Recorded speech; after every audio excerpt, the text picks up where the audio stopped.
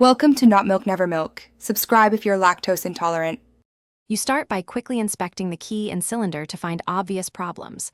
Look for broken metal, dirt, or a stuck pin.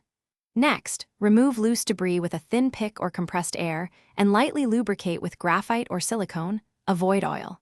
Use a flathead to pry the faceplate if needed and hold the door steady with a wedge.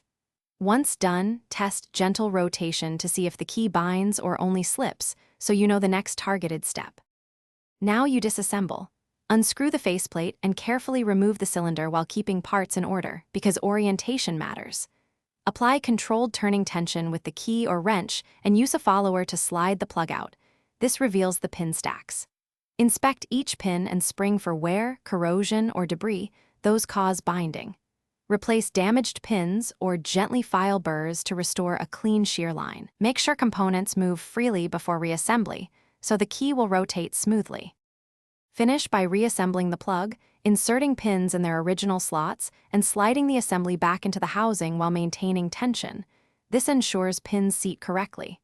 Tighten screws evenly and clean excess lubricant. Then test the key through full rotation at least 10 times, applying light graphite if needed, to ensure smooth operation and consistent shear engagement. If the key still sticks or won't turn, reopen the cylinder and verify pin heights and burr removal, or compare with a fresh spare key cut to spec.